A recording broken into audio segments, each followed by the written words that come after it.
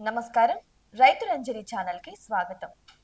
ప్రస్తుత కాలంలో నగరంలో యాపిల్ పండ్లని ఎందుకు పండించలేరు అని ఒక ప్రశ్న తలెత్తుతుంది. అయితే నగరంలో యాపిల్ పండ్లనేటివి సవాల్తో కూడుకున్న పని అని చెప్పొచ్చు.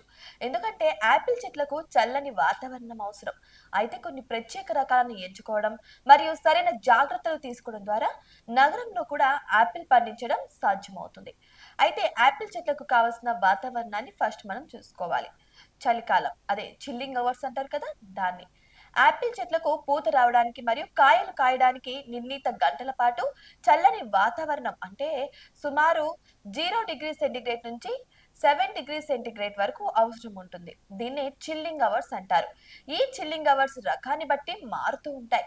సాధారణంగా యాపిల్ రకాలకు ఎక్కువగా చిల్లింగ్ అవర్స్ అవసరం ఉంటుంది. అయితే హైదరాబాద్ వంటి ఉష్ణ ప్రాంతాల్లో సహజంగా ఈ చిల్లింగ్ అవర్స్ అందుబాటులో ఉండవు. అయితే మట్టి ఎలా ఉండాలంటే 5.5 నుంచి 6.5 pH ఉన్న లోమి బాగా నీరు ఇంకిపోయే నేల యాపిల్ పంటకు ఉత్తమమైనదని చెప్పొచ్చు. ఇక నీరు నిల్వకుండా చూసుకోవాలి. సేంద్రియ పదార్థాలు నేల తేమను నిలిపి ఉంచడంలో సహాయపడతాయి అన్నమాట. తర్వాత సూర్యరశ్మి. యాపిల్ చెట్లకు పూర్తి సూర్యరశ్మి అవసరం ఉంటుంది. అంటే రోజుకి కనీసం 6 నుంచి 8 గంటల ప్రత్యక్ష సూర్యరశ్మి అయితే పడాల్సి ఉంటుంది. నగరంలో యాపిల్ పండించడానికి మార్గాలని మనం ఇప్పుడు తెలుసుకుందాం. తక్కువ చిల్లింగ్ అవర్స్ అవసరమయ్యే రకాలను ఎంచుకోవాల్సి ఉంటుంది. హైదరాబాద్ వంటి ఉష్ణ ప్రాంతాల్లో యాపిల్ పండించడానికి తక్కువ చిల్లింగ్ అవర్స్ అవసరమయ్యే యాపిల్ రకాలను ఎంచుకోవడం అయితే చాలా అంటే చాలా ముఖ్యం. కొన్ని రకాలు తక్కువ చలిలో కూడా పెరిగే సామర్థ్యాన్ని కలిగి ఉంటాయి. ఉదాహరణకు హరిమాన్, బిలాస్పూర్, లివోనిజన్, అన్నా, రాయల్ డెలిషియస్ వంటి కొన్ని రకాలు తెలంగాణలో ధనోరా వంటి ప్రాంతాల్లో సాగు చేయబడ్డాయి అన్నమాట. ఈ రకాలు నగర వాతావరణంలోనూ కొంతవరకు అనుకూలంగా కూడా ఉండవచ్చు. అయితే యాపిల్ బే అదే జిజిఫైర్ మౌరిటియానా వంటి యాపిల్ లాగానే కనిపించినా సరే ఇవి వేరే జాతికి చెందినవి మరియు మన వాతావరణానికి కూడా చాలా అనుకూలంగా పండుతాయి అన్నమాట.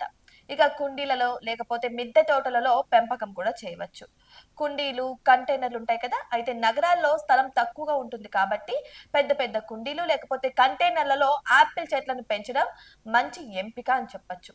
కుండీ సైజ్ ఏ మాత్రం ఉండాలి. యాపిల్ చెట్టు పెరిగే కొద్దీ దానికి తగినంత స్థలం అవసరం కాబట్టి కనీసం 18 నుంచి 24 అంగుళాల వెడల్పు మరియు లోతున్న కుండీని ఎంచుకోవాల్సి ఉంటుంది. చెట్టు పెద్దదవుతున్న కొద్దీ కుండీని మార్చాల్సి కూడా రావచ్చు. అయితే మట్టి మిశ్రమం ఎలా చేసుకోవాలి?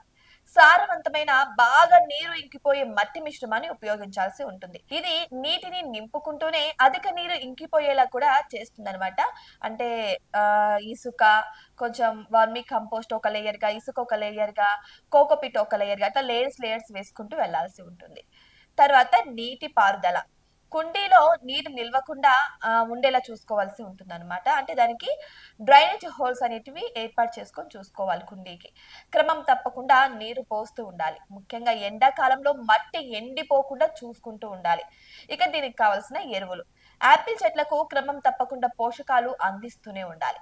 సేంద్రియ ఎరువులు అవే కంపోస్టు, వర్మీ కంపోస్టు, ఆవు పేడ ఇటువంటివి లేకపోతే సమతుల్య రసాయన ఎరువులను కూడా ఉపయోగించుకోవచ్చు. నత్రజని అధికంగా ఉండే ఎరువులు కొమ్మల పెరుగుదలకు, భాస్వరం మరియు పొటాషియం పూల మరియు పండ్ల పెరుగుదలకైతే సహాయపడుతుంది. ఇప్పుడు కత్తిరించే పద్ధతి గురించి తెలుసుకుందాం. చెట్టు సరైన ఆకృతిలో పెరగడానికి, గాలి మరియు సూర్యరశ్మి బాగా అందడానికి కత్తిరింపు చాలా అవసరం అన్నమాట. ఇది చెట్టు ఆరోగ్యాన్ని మెరుగుపరుస్తుంది మరియు ఎక్కువ పండ్లు కాయడానికి కూడా సహాయపడుతుంది ఇది. తర్వాతది గ్రాఫ్టింగ్ అంటే అంటుకట్టుట. సాధారణంగా యాపిల్ ముక్కలను విత్తనాల నుంచి కాకుండా గ్రాఫ్టింగ్ ద్వారా ప్రచారం చేస్తారనమాట. ఇది తల్లి మొక్క యొక్క లక్షణాలను నిలుపుకుంటుంది. ఇక విశ్వసనీయ నర్సరీల నుంచి గ్రాఫ్ట్ చేసిన యాపిల్ మొక్కలను కొనుగోలు చేయడం చాలా ఉత్తమంగా తెలుస్తుంది. ఇక డార్వింగ్ రూట్ స్ట్రాంగ్ అదే M9, M4, M7, M106 పై అంటుకట్టిన మొక్కలను కుండీలలో లేదా చిన్న తోటలలో పెంచడానికి అనుకూలంగా ఉంటాయి. ఇక తెగుళ్ళు మరియు వ్యాధుల నివారణ గురించి తెలుసుకుందాం. యాపిల్ చెట్లకు కొన్ని సాధారణ తెగుళ్ళు మరియు వ్యాధులు వస్తూ ఉంటాయి. అవే స్కాబ్, పౌడరీ మిల్చు వంటివి వస్తూ ఉంటాయి అన్నమాట. అయితే వీటిని నివారించడానికి క్రమం తప్పకుండా చెట్టును పరిశీలిస్తూ ఉండాలి. అవసరమైన సేంద్రియ పురుగుల మందులు లేకపోతే శిలీంద్ర నాశకాలను ఉపయోగించడం చాలా ముఖ్యం అన్నమాట. దీనిని నిరంతరం పర్యవేక్షిస్తూ ఉండాలన్నమాట.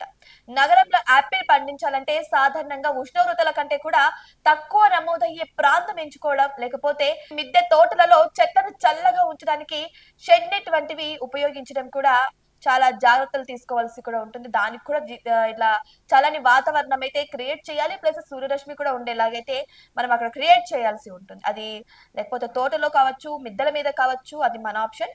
బట్ దానికి తగ్గట్టయితే మనం వాతావరణాన్ని క్రియేట్ చేయాల్సి ఉంటుంది చాలా ముఖ్యంగా. ఇప్పుడు కొన్ని చిట్కాలు తెలుసుకుందాం. అది కూడా నిపుణుల సలహా మేరకి చిట్కాలు అన్నమాట. స్థానిక ఉద్యానవన నిపుణులు లేకపోతే వ్యవసాయ విశ్వవిద్యాలయాల నుంచి సలహాలు తీసుకోవడం కూడా చాలా ప్రయోజనకరం అన్నమాట. మీరు దీన్ని నాటే ముందు వీళ్ళ సలహాలు తీసుకుంటే మీకు చాలా ప్రయోజనకరంగా ఉంటుంది. ఇక తెలంగాణలోని సిసిఎంబి శాస్త్రవేత్తలు దొనారాలో యాపిల్ సాగుకు కృషి చేశారు. వారి పరిశోధనలు మరియు అనుభవాలు నగరంలో యాపిల్ పండించడానికి కూడా చాలా బాగా ఉపయోగపడతాయి. అయితే యాపిల్ చెట్ల పండ్లను ఇవ్వడానికి కొంత సమయం పడుతుంది. సాధారణంగా గ్రాఫ్ట్ చేసిన మొక్కలైతే 2 నుంచి 5 సంవత్సరాల్లో పండ్లను ఇస్తాయి. ఇక నగర వాతావరణంలో యాపిల్ పండించడం ఒక సవాల్తో కూడుకున్న పని అయినప్పటికీ సరైన రకాలను ఎంచుకోవడం, తగిన జాగ్రత్తలు తీసుకోవడం ద్వారా మీరు మంచి ఫలితాలనే పొందవచ్చు. చూసారు కదా యాపిల్ సాగు గురించి. ఇటువంటి మరిన్ని అప్డేట్స్ కోసం మా ఛానల్ ని సబ్స్క్రైబ్ చేసుకోండి.